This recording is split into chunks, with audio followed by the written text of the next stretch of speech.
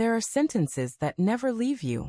Words that cut so deep, you can still hear them years later as clearly as the day they were spoken. For me, it was a single line from the woman I thought I'd spend my life with.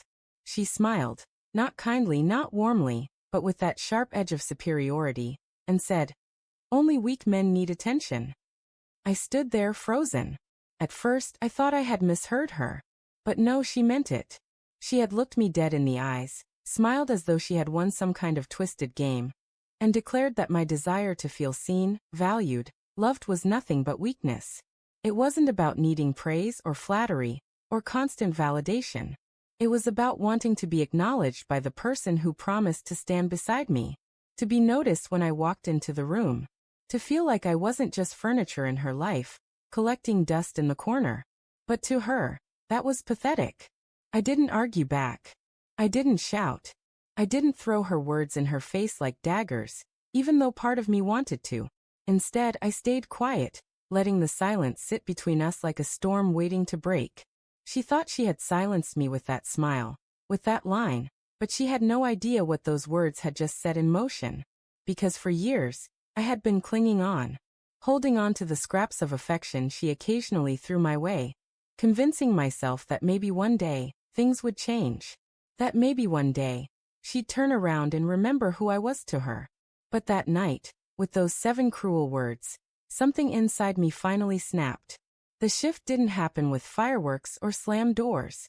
It was quieter than that, like a lock clicking open after years of being jammed.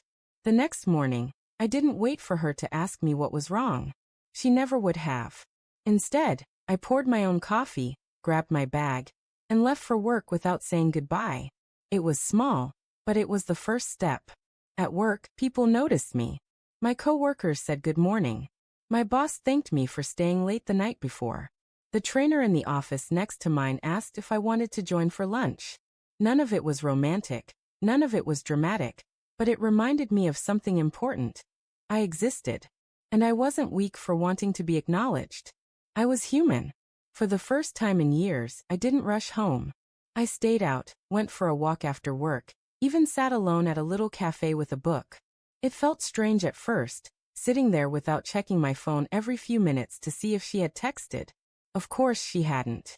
She never did. When I finally walked through the door, she didn't even look up from her phone. "You're late," she muttered, like I had broken some unspoken rule. I shrugged. Yeah, I had plans. Those 4 words seemed to shake her. She blinked, looked up for the first time all evening, and studied me like I was a stranger. Maybe in that moment I was. The man who used to orbit around her had disappeared, and in his place was someone she didn't recognize. For years, I thought leaving her would be impossible. But now, walking away didn't feel like a loss. It felt like freedom inching closer with every step. It didn't take long for her to notice. The more I pulled back, the more unsettled she became.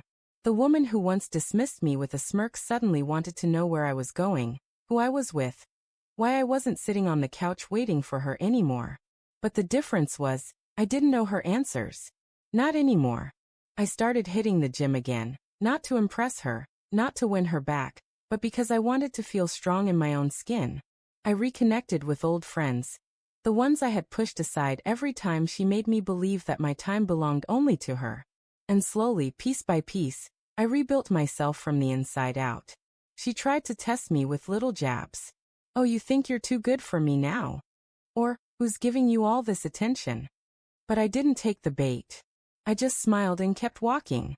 One night, she finally broke. "Why are you acting like this?" she demanded. I looked at her, really looked at her, and for the first time, I didn't feel the sting of her words. I felt clarity. "You once told me only weak men need attention," I said quietly. "But the truth is, strong men know when to stop begging for it. Strong men know when to walk away." Her face drained of color. For once, she had no clever retort, no smug smile. She just stared at me, realizing that the man she had taken for granted was no longer standing there. That night, I packed a bag. Not with anger, not with bitterness, but with peace. Because strength isn't in proving your worth to someone blind to it. Strength is in choosing yourself when they refuse to. And as I closed the door behind me, I realized something. She was wrong. It's not weak to want love, to want to be seen. What's weak is settling for a life where you're invisible. Walking away wasn't the end of my story. It was the first page of finally living.